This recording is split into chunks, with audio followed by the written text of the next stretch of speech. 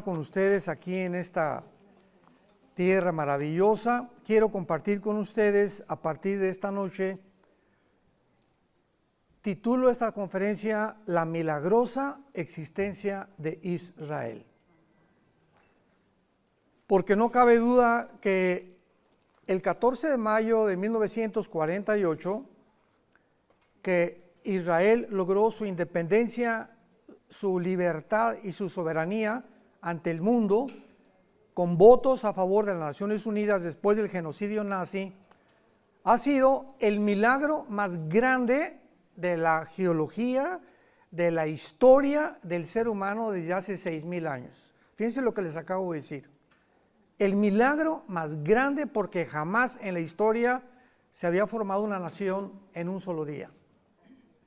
Y después de casi 1900 años de la diáspora famosa, del exilio, donde desde hace 2700 años las 10 tribus primero fueron llevadas a Siria, después 100 años después los babilonios, y en el año 70 después de Cristo, los judíos finalmente rechazan al Mesías, a Yeshua Mashiach, Jesús el Mesías, y entonces Jesús les dice, adiós, pero voy a regresar, y cuando yo regrese, les dice en hebreo, Baruch Hashem Adonai Elohim, bendito el que viene en el nombre del Señor.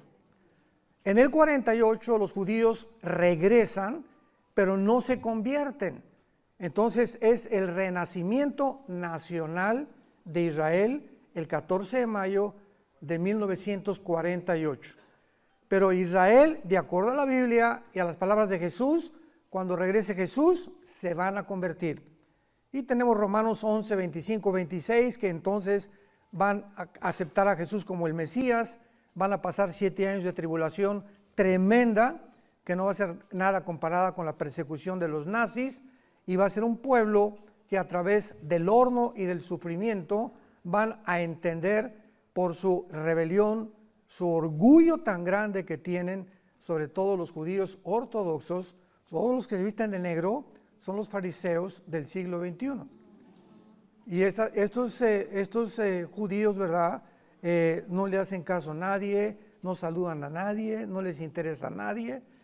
Entonces, es la continuación y la perpetuación del fariseísmo de hace 2000 años, desgraciadamente. Ahora que venimos en el avión, siempre lo hemos intentado, yo hablo con ellos y los bendigo y todos me voltean, ni me pelan.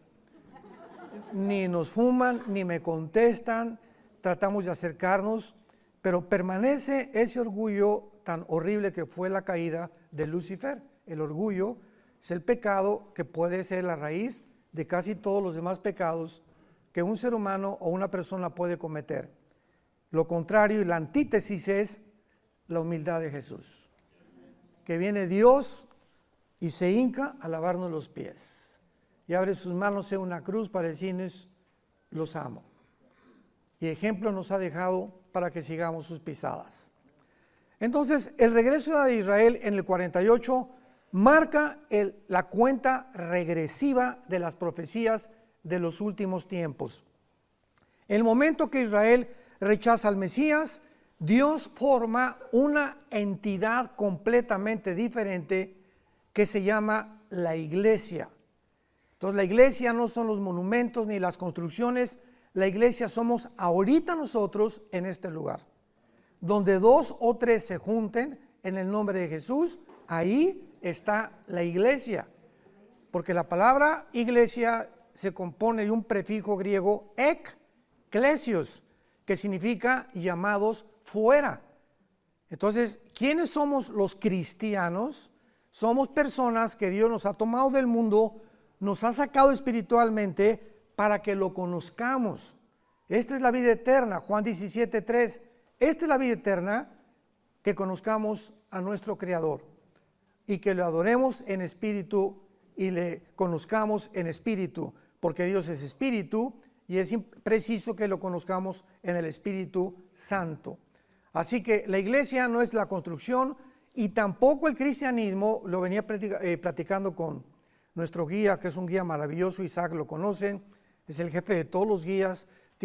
Necesitan los guías tener una cátedra, tienen que ser catedráticos en historia y en arqueología.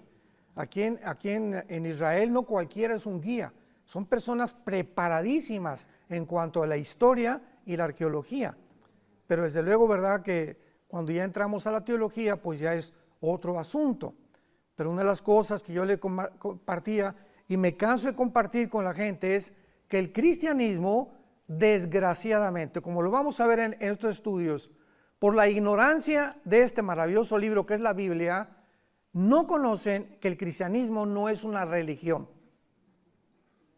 Pero el mundo, politólogos, filósofos, teólogos católicos, políticos, periodistas, han puesto el cristianismo con el budismo, con el zoroastrismo, con el islam, y es otra más de las religiones. Y eso fue, antes de que yo fuera cristiano, yo quería ser cura. A los 13 años entré al seminario salesiano en Acapulco, Guerrero, y después de estudiar, mi hermano y yo, colegio de lasallistas, somos lasallistas, primera, secundaria y preparatoria, pues me convencieron, ¿verdad? Y tenía yo mucha inclinación por Dios. Pero cuando me dijeron una noche en una reunión, el arzobispo en el seminario, que teníamos que hacer el voto del celibato sacerdotal, le preguntamos, éramos como 15, 16 muchachos, ¿qué es eso? Pues que no se pueden casar, que tienen que jurar no casarse para servir a Dios. Y esa noche, lo he contado varias veces, pasó una güerita, no es mi esposa, eran como las 6, 7 de la tarde, una bicicleta, estamos como en una biblioteca platicando con el arzobispo, y veo y soñé con ella. O sea, ni siquiera le vi la cara, pero me sentía atraído, ¿no? Y le hablé a mi papá. Y le dije, papá, fíjate que me acaban de decir que no me puedo casar y me gustan las mujeres. Mi papá saltó de gusto, mañana voy por ti, porque mi papá era muy católico, siempre trabajó en la política, sirvió a 3 presidentes en México. Mi papá era franciscano y traía su cordón de San Francisco aquí amarrado desde niño, pero jamás, nunca nos llevó a misa, porque no era un católico practicante, y él sabía todo lo que se encontraba detrás de esta religión. Entonces yo me decepcioné tanto de la religión que me hice ateo y comencé a estudiar la dialéctica materialista, marxista, Federico Engels, etc. Tenía una foto del Che Guevara atrás en mi cama, inmensa, un póster grandísimo. Estaba dispuesto a irme a Cuba para entrenarme en las guerrillas urbanas, que fue lo que fundó Castro y el Che Guevara en Bolivia. Por eso el Che Guevara fracasó en Bolivia, por eso, porque los indígenas de Bolivia no lo ayudaron, no tuvieron éxito y pues lo mataron ahí mismo en Bolivia. Entonces yo estaba completamente en contra de todo lo que era religión. Cuando mi hermano Alejandro, mañana lo voy a presentar, es el director de nuestro instituto teológico, por línea, me comenzó a hablar en un estado que me encontraba yo, me quise quitar la vida 2 veces. Y me dijo mi hermano, vengo a presentarte a Jesús. Le dije, estoy hasta cada religión, he estudiado el budismo, he estudiado el zoroastrismo, he estudiado el islam, etcétera, etcétera, y no me convence ningún líder. Me dice, te vengo a hablar de una persona que se llama Jesucristo. Y le dije, bueno, Jesucristo que murió en la cruz, ¿y qué más? Entonces me regaló el Evangelio de Juan. Y me dijo, léelo. Y no pude llegar más que al Juan 14, 6. Cuando escuché, yo soy el camino, yo soy la verdad y yo soy la vida, me acordé de Buda, el gordito antes que morir, ¿verdad? Dicen que acabó en McDonald's. Les dijo a los discípulos, busquen la verdad, el budismo es una religión atea. ¿Cómo que atea? O sea, ¿que entonces no todas las religiones creen en Dios? No, el comunismo es una religión. La masonería es una sociedad secreta ya introducida también dentro de las religiones. Entonces tenemos que conocer, hermanos, en Cristo, y estudiar, investigar de tantas mentiras que han propagado a través de los siglos. Y tenemos que descubrir cuál es la realidad y la encontramos únicamente en las Sagradas Escrituras. Pues ya mi hermano me dijo, continuó testificándome, llegó un momento que ya no aguanté con mi vida, me quería quitar la vida, les vuelvo a repetir, no encontraba un propósito, un significado, algo que le diera sentido a mi vida, ya estaba harto de todas las cosas que había atravesado y caí de rodillas con un misionero que mi hermano me llevó a las 5 de la mañana, porque le dije, ya me quiero matar, ya no quiero vivir, Y el misionero simplemente me sacó la Biblia y me enseñó: la paga del pecado es la muerte, Dios te ama, y de tal manera amó Dios al mundo que dio a su Hijo unigénito, y me comenzó a repetir versículos. No aguanté yo más que 5 minutos. Yo le había prometido, mi papá me dijo: los machos no lloran. Y desde los 12, 13 años de edad, por más de 10, 15 años, no lloré. No se imagina lo endurecido. El gadareno era Pinocho comparado conmigo. De lo enchamucado que me encontraba en mi condición, que el diablo me quería destruir. Y cuando encontré a Jesucristo, caí de rodillas y comencé a llorar y a llorar y a llorar, que nunca lo había hecho desde que era niño. Pero no se imaginan, fueron casi 40 minutos. Era como una cebolla que se le quitaban así las capas, y sentía yo que me quitaban y me despejaba y me despejaba, una limpieza que comencé a experimentar.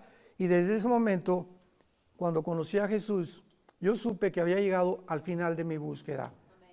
Porque si no es Jesús, le hago una pregunta a cualquier teólogo, a cualquier científico, a cualquier persona preparada: si no es Jesús, ¿quién es? ¿Quién es? Decimos en México, tu gallito Giro. Muéstrame al escritor que tú tengas, al religioso que tú tengas, al que tú me quieras mencionar, y de todos los libros que se consideran sagrados, los veas de los persas, el Tripitaka de Buda, el Corán del Islam, vamos a compararlo con la Biblia.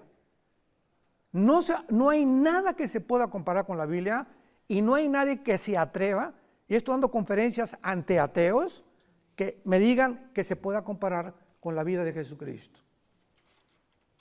Una vez mi esposa y yo fuimos invitados a Ecuador, a Quito, por la Asociación de Psicólogos de Quito, para que yo les predicara a los psicólogos la contradicción tan grande que existe entre Sigmund Freud y la Biblia. Y ellos no podían creer, ¿verdad? No podían comparar a Sigmund Freud con Jesucristo. Y cuando les dijimos que Jesucristo venía realmente, no a cambiar la mente, que fue la equivocación de Freud, venía a cambiar algo más profundo que nadie revela más que la Biblia: somos espíritu. Y el ser humano ignora esto, pero hay una condición y un elemento inherente del ser humano, que es el espíritu.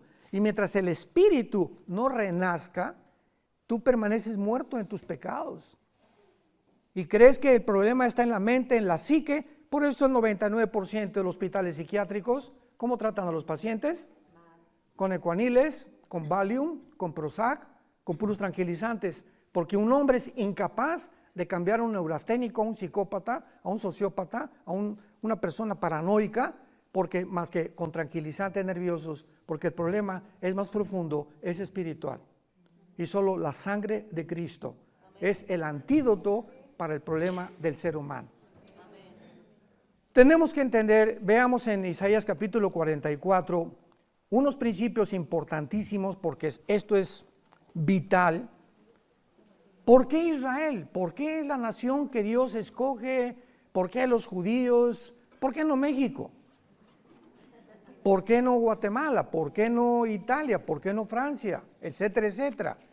Bueno, pues si hubiera sido Inglaterra, hubieran dicho los franceses: ¿y por qué no franceses?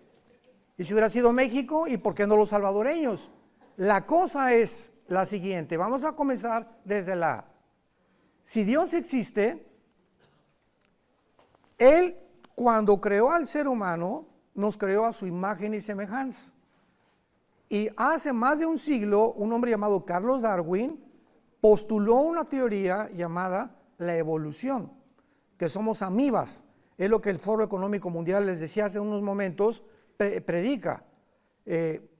Klaus Schwab, que es el director del Foro Económico Mundial, véanlo en Google, tiene un consejero que se llama Noah Harari, que dice que él es Cristo, que dice que no existe más que la evolución, somos amibas, y si somos realmente el resultado de una amiba, vamos a mejorar la evolución, porque estamos con la tecnología y la genética para mejorar nuestra condición. Vamos a usar el transhumanismo, la inteligencia artificial y la manipulación genética para crear una raza superior. Esto es lo que están enseñando ellos. Y Noah Harari es judío, así como George Soros es judío y está en contra de Israel. Así que no todo el que se dice judío realmente entiende la historia. Entonces, esto es importante porque la evolución se demostró en 1954, cuando se descubre el ADN, por el doctor Watson y el doctor Crick, que le dan el Premio Nobel de Medicina, 1954, lo que es el ácido desoxirribonucleico, que es imposible la evolución, porque el ADN de un perro no lo tiene un gato, el ADN de un rinoceronte no lo tiene una jirafa, y si tú cruzas a un caballo con una burra, sale una mula, y sale híbrida.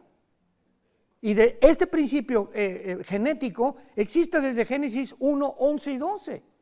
Increíble. El primero que comenzó con los primeros experimentos fue Mendel, 1860, cruzando chícharos, y comenzó a postular las leyes de la herencia. Y hasta 1954 los científicos se detuvieron, no tenían para investigar más a fondo, hasta que se descubre el ADN, que impide e impedirá junto con los aminoácidos, si son médicos y científicos, no es posible la evolución. Y jamás se ha demostrado la mutación de una especie a otra especie. Hasta este momento, el famoso eslabón perdido, nunca lo van a encontrar, porque está perdido. Estamos llenos de mentiras, pero nunca ha habido tantas mentiras como en los últimos 3 años cuando se inició la pandemia. Jamás en la historia las noticias en la televisión, lo que oímos en el radio, las películas están, el diablo sabe que le queda poco tiempo y está nublando la mente, la razón, la coherencia, la lógica más elemental de políticos, filólogos, científicos, etcétera, etcétera, convirtiéndonos realmente en personas zombies. Porque es a lo que el mundo se está convirtiendo, en zombies. En personas que oyes hablar en la televisión sin ningún sentido, sin ninguna lógica, sin ningún raciocinio, estupideces. ¿Cómo es posible que el director del Foro Económico Mundial lo consideren el científico y el pensador número 1 y esté controlando a la mayor parte de los gobernantes del mundo, diciéndoles que van a crear una superraza y que vamos a evolucionar a otro punto más grande, cuando la genética demuestra que es imposible? ¿Cómo es posible que los gobernantes estén tratando de regresar al comunismo y al socialismo cuando ya se demostró que es un fracaso? ¿Qué nos pasa a los seres humanos? La Biblia, el diagnóstico que nos da es correctísimo. El ser humano es un ser enfermo espiritualmente, y hasta que no conozcamos quién es el camino, la verdad y la vida, tu vida nunca tendrá propósito, ni significado, ni ningún interés para lo puedas dedicar a cualquier cosa. Puedes llegar a presidente de la República, ser gobernador, tener una fábrica de diamantes, ya tienes la empresa, y cuando llegues a los 50, 60, 60, 70 años de edad, vas a descubrir que la vaciedad que tienes dentro de tu vida es más grande. ¿Por qué se mata Elvis Presley? ¿Por qué se mata Michael Jackson? ¿Por qué los grandes políticos, Alejandro el Magno, por qué a los 33 años ya no quiere vivir? Porque no tenía cosas que conquistar, porque fuimos creados para conocer y encontrar a Dios. Israel, en Isaías 44, nos muestra a Dios y nos comienza desde la A, como les dije, hasta la Z, que vamos a terminar, dándonos estas palabras. Así dice Jehová, Rey de Israel. Isaías 44, versículo 6. Y su Redentor, con mucho cuidado, abran sus oídos. Yo soy el primero y yo soy el postrero. Yo soy el Aleph y yo soy el Taf. Es la primera y la última letra del alfabeto hebreo. El alfa y el omega es la primera letra y la última del alfabeto griego. Entonces, cuando Dios dice, yo soy el primero, ¿qué nos está diciendo Dios?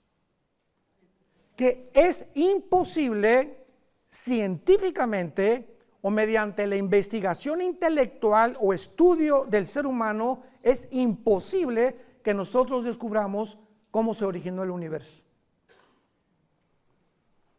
Porque para que sea científico tiene que ser repetitivo, señores científicos que nos acompañan. Es imposible que el ser humano descubra a través de la investigación humana quiénes somos. De ahí que haya remedios psicológicos o psiquiátricos o manejos con pastillas tranquilizantes, no sabemos cómo curarnos. Imposible, porque no nos creamos a nosotros mismos. Yo soy el primero, dice Dios. ¿Quieres saber cómo comenzó el universo? No, no sabemos, vamos a inventar el Big Bang. Y es la respuesta. ¿Así? ¿Y quién produjo la chispa? Cabeza de melón. ¿Qué se encontraba? Porque científicamente todo efecto tiene una causa. Entonces tiene que haber una causa detrás de la explosión. ¿Y esta causa qué es? La nada no produce nada. Y si seguimos con esa lógica, muy bien, una explosión, ¿quién produjo la conciencia y el pensamiento? La materia no produce nada, la nada no produce nada. ¿De dónde salió la conciencia y el pensamiento entonces? O sea, si seguimos así, nos damos cuenta que llegamos a la locura, que es a lo que llegó Friedrich Nietzsche, el padre del ateísmo del siglo XX. Acabó en un psiquiátrico, se volvió homosexual y acabó loco, cuando dijo Dios no existe. Y fue el que inspiró a los nazis, a los comunistas, a los fascistas y a todas las personas del siglo XX, que fue el siglo donde más ateos el mundo ha producido, como Sam Harris y Jean-Paul Sartre, el padre del existencialismo en Francia. Leía sus libros, yo el Muro, la Náusea, eran para mí, eran libros que yo devoraba, buscando realmente a través del ateísmo una respuesta, y el ateísmo me llegó a tratar de que yo me quitara la vida, porque no encontré nada fuera de algo que me diera propósito en mi vida. Yo soy el primero, yo soy el último. Vean esto, si Dios dice yo soy el primero y yo soy el último, quiero decirles todo cómo comenzó, y se los voy a poner en un libro que se llama la Biblia. Les voy a decir cómo comenzó el mundo, les voy a decir cómo lo hice, les voy a dar pruebas científicas. Hay más pruebas científicas de la creación de una pareja que de que venimos del chango, por el amor de Dios. Porque no hay ninguna prueba científica para la evolución, repito, es una teoría y se sigue manejando y manipulando como una teoría, cuando la física, la bioquímica y la primera y la segunda ley de la termodinámica niegan completamente la teoría de la evolución. ¿Pero por qué se sigue insistiendo? Porque no sabemos de dónde venimos. Y los científicos también tienen teorías locas, que son teorías, y que lo repiten tantas veces que el que repite la mentira se acaba aceptando como una verdad después de 100 años. Y se sigue enseñando en muchas universidades que venimos de los animales. Qué estupidez tan grande. Es la irracionalidad más grande a la que el ser humano ha llegado. Yo soy el primero, yo soy el final. Les voy a decir cómo acabar el mundo. Les voy a decir cómo va, porque hace 2000 años el apóstol Juan escribe que el mundo termina controlado económicamente con una marca, el 666. La Biblia nos describe hace 2000 años que el mundo terminará en el globalismo, con un hombre que va a dominar actualmente, que ya la tecnología, es posible que un hombre gobierne el mundo con la tecnología con la que llegamos, con el 666.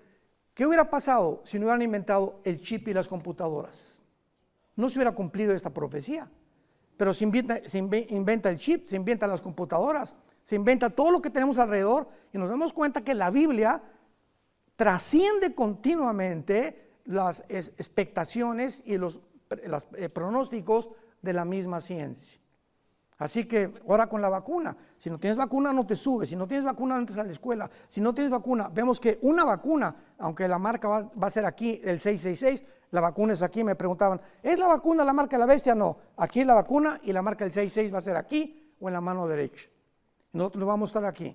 Tal vez sea un tatuaje, algo que trascienda la cibernética, que pases al banco y en lugar de tarjetas de crédito, lo que quieras, o la moneda digital que se está buscando, pases la mano y los rayos láser, como ahorita los productos en el mercado, pasan así a través de una luz y comienza a marcarle a la cajera $20, $30, $15, etcétera, etcétera. Así nos van a controlar en muy pocos meses, aunque nosotros ya no vamos a estar aquí.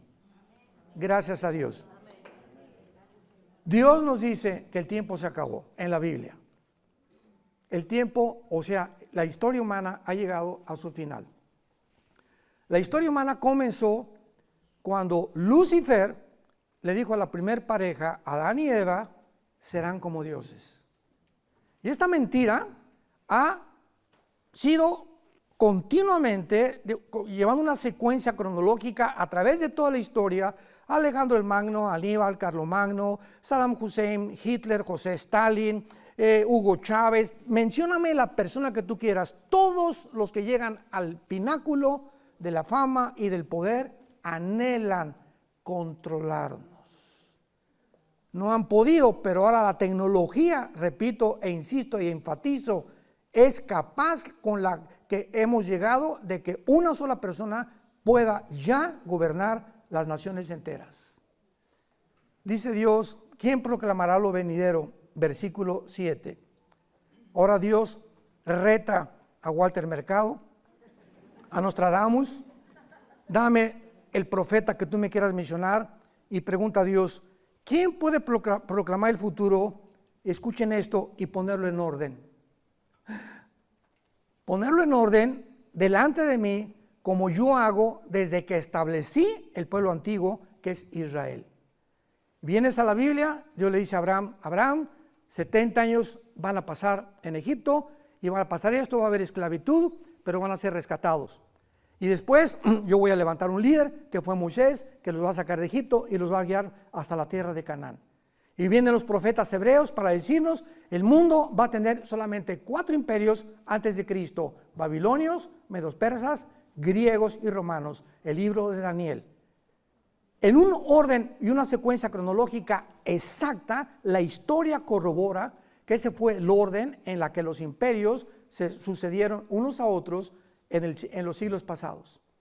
Y de acuerdo a la Biblia, el globalismo que continúa ahora será una forma o la tercera etapa del antiguo imperio romano, donde se unirán 5 naciones del Medio Oriente y 5 de Europa para formar un gobierno de 10 naciones de donde surgirá el anticristo. Él derrocará a 3 naciones que posiblemente sean Egipto, Siria e Irak, y él se corone como el Dios supremo y eliminará todas las religiones y comenzará a perseguir a los judíos por la última vez en toda la historia de Israel. ¿Quién puede poner en orden en la historia sino Dios? O sea, tú estás buscando, ¿recuerdan ustedes a este gran astrónomo que murió en el siglo XX, que dijo Carlos Sagan? Carlos Sagan era una mentalidad extraordinaria en astronomía, pero él dijo, antes de morir, ¿por qué usted murió como ateo?, le preguntó una de sus hijos, y contestó, es que nunca encontré evidencias de la existencia de Dios. Cuando en 1954 el puro ADN demuestra que hay un código escondido en cada una de las células, escrito. ¿Y qué te habla esto? Que hay una inteligencia. ¿Quién escribió el ADN? Y la información que tú tienes en cada de los billones de células que tienes en tu cuerpo. ¿Por el amor de Dios o por accidente? ¿Cómo es posible que en cada célula tengo ya escrito el color de piel, el color de los ojos, el tamaño, la estatura, las enfermedades, la genética, cómo se transmite todo? Y si se transmiten las enfermedades, también se transmite la enfermedad espiritual, que se llama pecado. Y que Freud le llamó, es el problema de la mente, para curarlo con pastillas tranquilizantes. ¿Por qué escogió Dios a Israel? Número 1, a los que quieran apuntar, para que el mundo tuviera el ejemplo de una nación monoteísta, para formar la primera nación monoteísta de la historia del ser humano. Veamos en Deuteronomio capítulo 7, versículo 6 al 8, lo que Dios dice al pueblo de Israel. Deuteronomio 7, del 6 al 8. Porque tú eres pueblo santo. Acuérdense que la palabra santo, apúntalo en el hebreo, kadosh. Kadosh significa apartado, no significa bueno, ni que seamos muy buenos, sino que somos gente apartada para un servicio santo, un servicio diferente. Tú eres un pueblo apartado para Jehová tu Dios. Jehová tu Dios te ha escogido, vean ustedes la soberanía de Dios, para que tú seas un pueblo especial, le dice a Israel, más que todos los pueblos que están sobre la tierra. Y aquí Israel pudo haber dicho, gracias, hasta que nos reconociste, Señor, ¿verdad? El orgullo inmediatamente, cuando viene el aplauso y el reconocimiento, la naturaleza humana se vuelve vanidosa. y creída y crees realmente lo que te están diciendo. Versículo 7, Dios interviene, no por ser ustedes más que todos los pueblos los ha querido Jehová y los ha escogido, pero pues ustedes eran el más insignificante de todos los pueblos. Ve un mapa de Israel, rodeado de 22 millones de personas. Es un puntito insignificante, como nos dijo el guía. De norte a sur y de oriente a occidente, el kilometraje de Israel es impresionante. Y la tecnología que ha superado a todos los países árabes de alrededor es lo que ha causado la envidia. Dijo Salomón, toda obra significativa causa la envidia de los demás. Ya tu vecino se compró un Mercedes-Benz, ahí está el envidioso. Ya tiene mejor vida, ahí viene la envidia. Ya el hermano se compró un vestido bonito, parece china poblana. Así es la naturaleza humana. No aguantamos que alguien sea mejor que nosotros o que nos prospere. Las mujeres, ¿quién es la más bonita? Si alguien canta, pues tiene que cantar mejor. O si alguien ya tiene una raíz espingada, pues me la voy a respingar yo también. Es una competencia continuamente entre nosotros para quién supera a quién. Forma parte de la naturaleza caída del ser humano.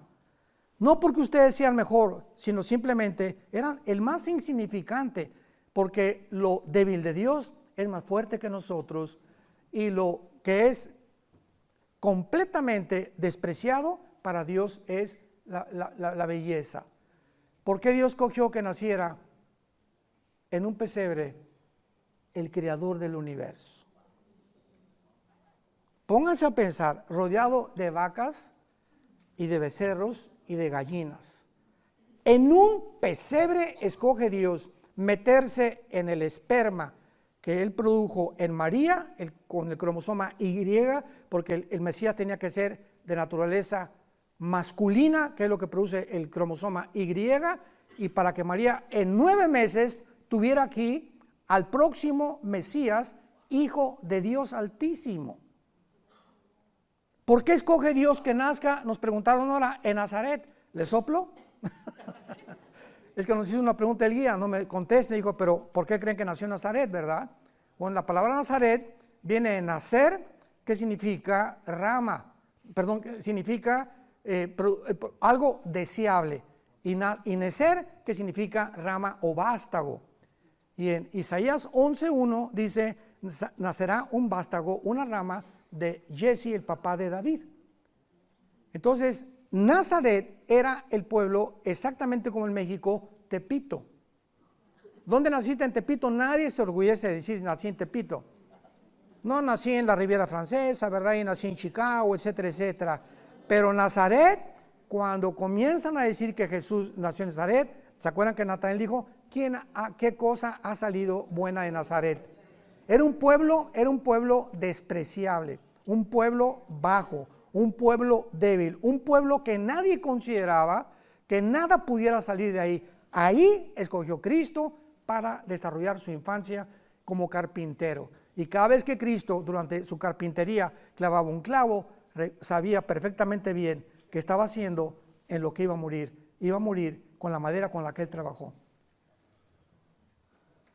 Todo tiene un significado, no hay nada absolutamente accidental en la palabra de Dios.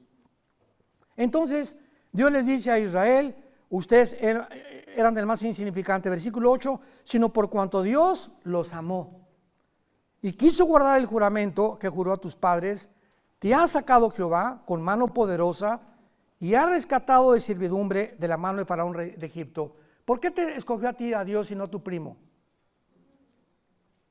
¿Por qué te escogió Dios a ti y no una hermana que tienes por ahí que todavía anda ahí de locochona? O un hermano que todavía anda ahí de locochón y tú estás comenzando a conocer a Dios. ¿Por qué ellos y por qué a nosotros sí? ¿Nunca te has preguntado eso? Yo me pregunto, todos mis ex amigos que yo tuve están muertos. Y así yo hubiera acabado también. En accidentes, en drogas, en alcohol, alcoholismo, etcétera, etcétera. Perdidos, otros en el manicomio, en hospitales psiquiátricos.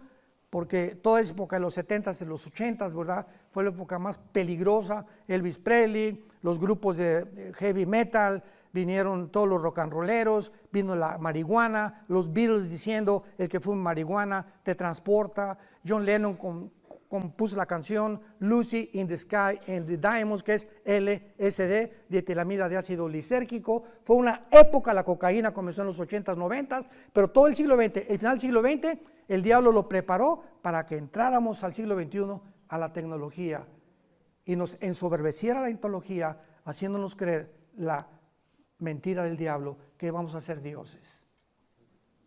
Todo tiene un sentido. ¿Por qué eres tú y por qué no tu hermano? ¿Por qué no es tu papá? ¿Por qué tu papá y no tu mamá? Porque Dios te ama. Pregunta, ¿qué no ama también a mi papá y no ama a mis hermanos? Así es. Sin embargo, el plan de Dios es soberano. Y tú tienes a los que amas porque tú y tu casa serán salvos. Si oramos y les damos testimonio.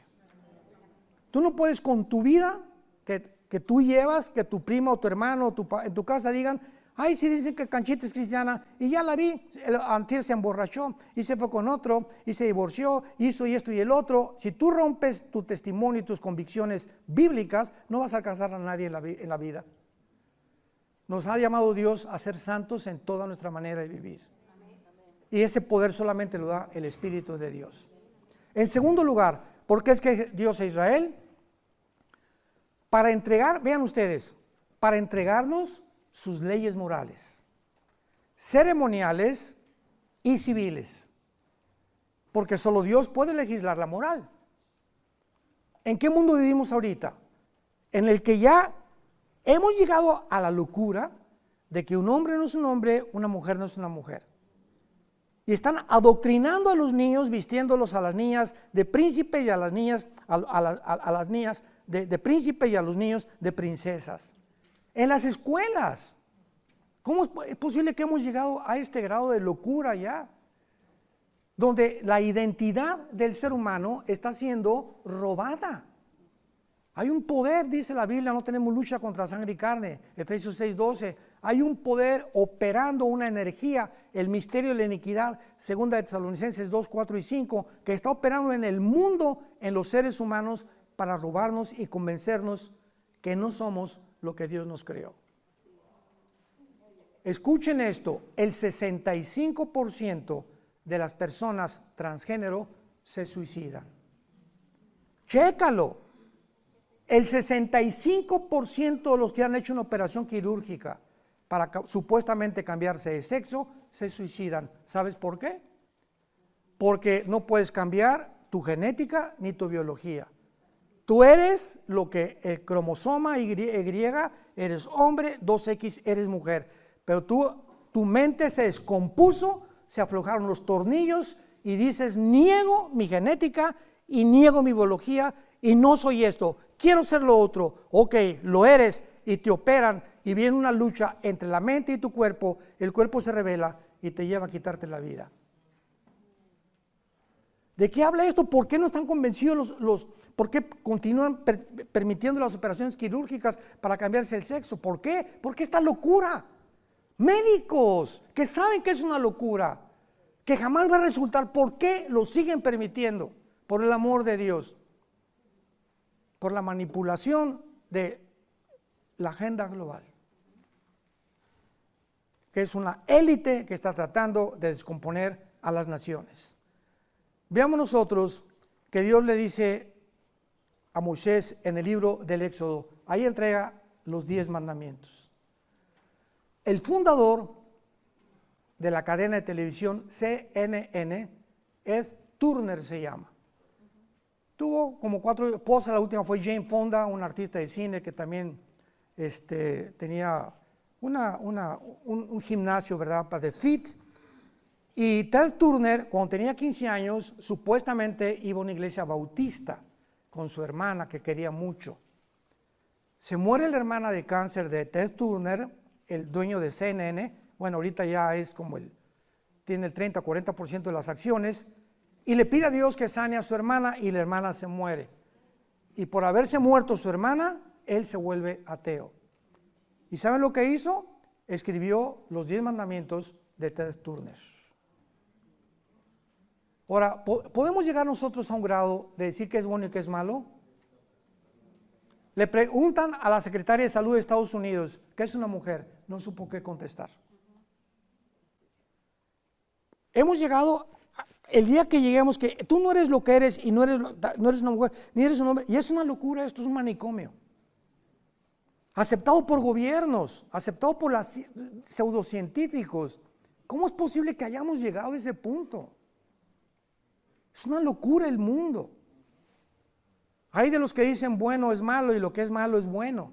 Isaías 5:25. Dios es el legislador de la ley y Él es el que dicta las leyes morales y el único código de conducta y moral que podamos aceptar está en la Biblia.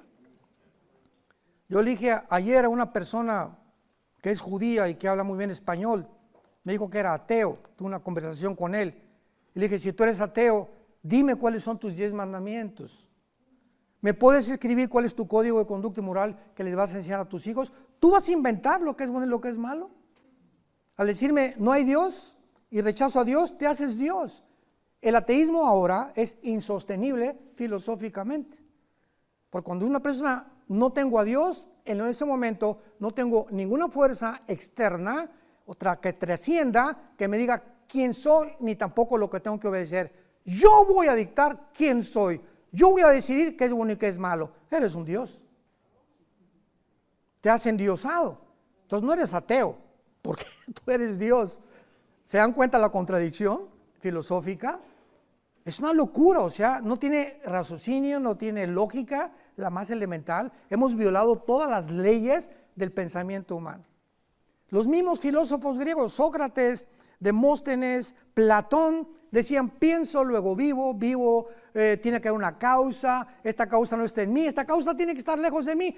Los filósofos griegos llegaron a la conclusión de que tiene que haber un ser superior, no le llamaron, pero alguien tiene que existir que nos dio la vida.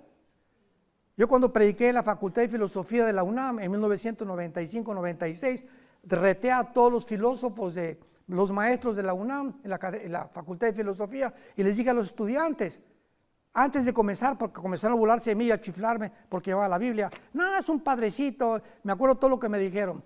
Ya los callé y les dije, quiero hacerles una pregunta nada más a todos ustedes. ¿Alguno de ustedes defíname qué es la verdad? ¿Son filósofos? ¿Qué es la filosofía? Pues una perspectiva de la verdad. Pero ¿quién puede definir qué es la verdad? No hubo nadie que se levantara. ¿Saben lo que me contestaron? Bueno, lo que es verdad para usted no es para mí. Digo, se llama relativismo. Y si llegamos a ese punto, no hay una verdad absoluta. Y si negamos que hay absolutos, pues claro que no existe Dios tampoco. Y si no existe Dios, todo está permitido. Tan sencillo como es, como dijo Dostoyevsky, el filósofo que estuvo en Siberia exiliado ruso. Si no existe Dios, todo está permitido. Entonces Dios le dice a Moisés, estos son los 10 mandamientos. Adorarás a Dios, no jurarás el nombre de Dios en vano, no matarás, no robarás, no te meterás con la mujer de tu prójimo, etcétera, etcétera. Son las leyes morales que Dios nos deja en el libro del Éxodo. En segundo lugar, las leyes ceremoniales.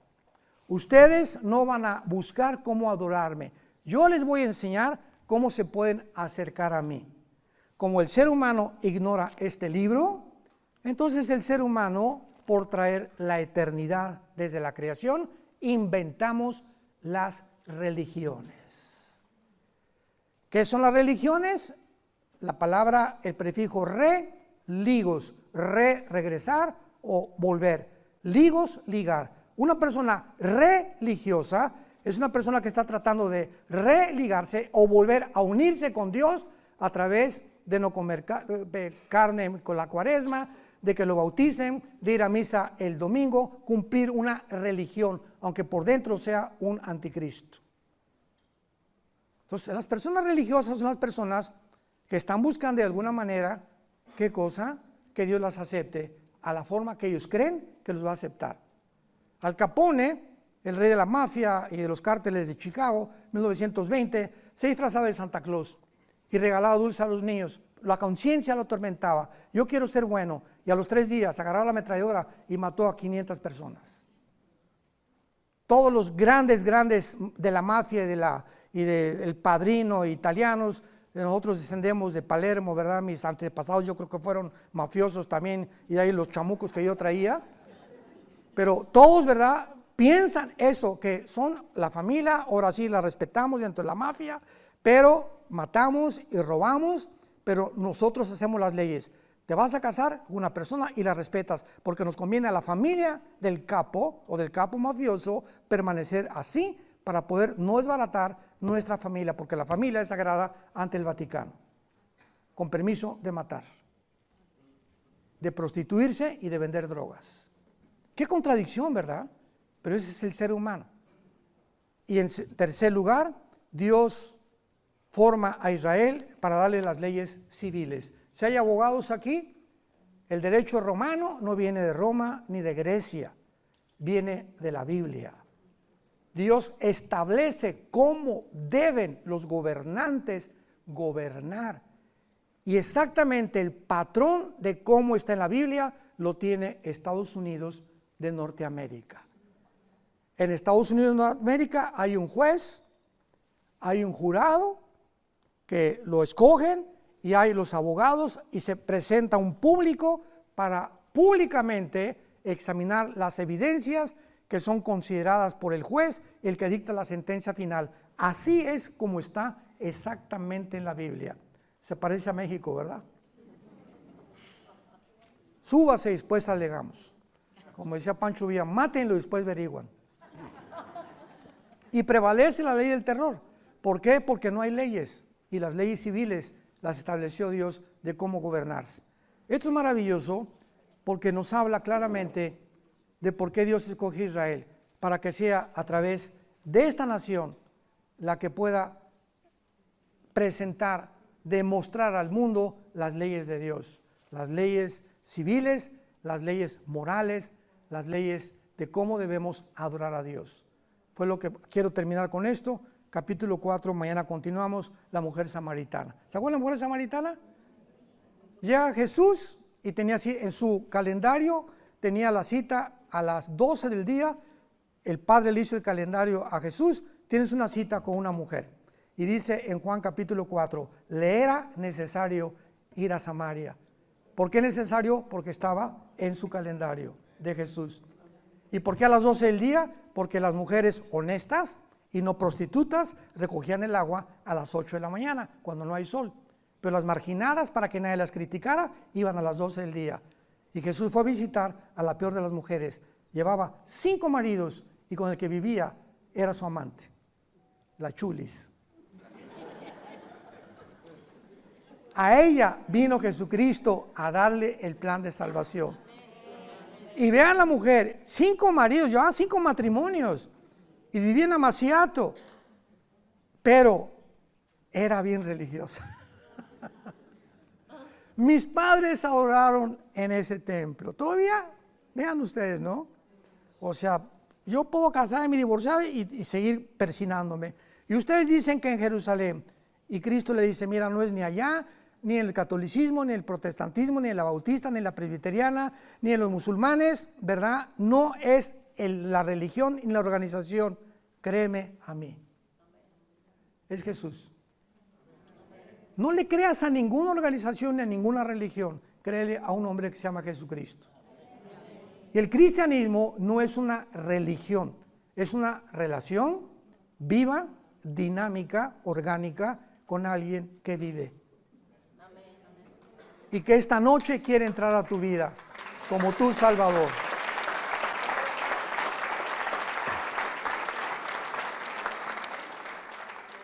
Se acabó. Mujer, no es ni aquí ni acá, no busques edificios, no busques títulos en las botellas. Vengo a buscar lo que está dentro de la botella. Hay católicos que se van a condenar y hay católicos que se van a salvar.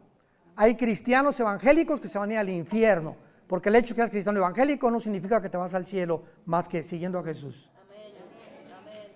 Entonces no confíes por la religión a la que tú perteneces. No conviertas el cristianismo en una religión donde solamente cumplas con tus diezmos y el domingo y de lunes a viernes te portas como hijo del diablo. Porque en ese momento estás apostatando y negando realmente tu fe.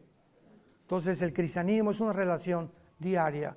Es la persona que se levanta y medita, lee, memoriza 1, 2 versículos, pasa 10, 15, 20 minutos en oración con Dios, antes de acostarse abre la Biblia, tiene comunión con Dios, porque es imposible tener comunión con el Creador sin este libro. Y muchos ya ni la Biblia traen. Las iglesias ya, de la tecnología, las letritas, ¿verdad? Y les ponen los versículos y con eso ya desaparecen las Biblias. Y es la tecnología, es el lado negativo de la tecnología en las iglesias. Padre, vamos a orar, te damos las gracias por tu palabra. Haznos comprender que detrás de cada mandamiento, de cada plan que tú has desarrollado a través de la historia, como el que estamos estudiando en esta tierra, Israel, que la palabra Israel significa los que luchan al lado de Dios. El que lucha al lado de Dios, es lo que significa la palabra Israel. Y ahora nosotros somos realmente tu pueblo como la iglesia, pero tú no te has olvidado de los judíos, porque tienes 3 capítulos en el Nuevo Testamento, Romanos 9, 10 y 11, que nos dicen claramente que vas a regresar por ellos y te van a reconocer como el Mesías en tu segunda venida después de la Tercera Guerra Mundial. Gracias por habernos apartado ahora y traernos a este país que era de ellos y la tierra que les pertenecía, para que ahora nosotros sembremos esta palabra en la tierra en la que ellos creen, que ellos realmente eran los dueños de todos tus mandamientos y de todas tus promesas. Gracias por habernos llamado en Jesucristo, por habernos escogido, no por nada bueno que hubiera en nosotros, sino por tu gracia y porque nos has amado antes de que nosotros te amáramos a ti. Te decimos que te amamos, Jesús, que queremos permanecer en la esperanza a la que nos has llamado hasta el fin y que podamos ser renacidos de nuevo, verdaderamente sirviéndote en espíritu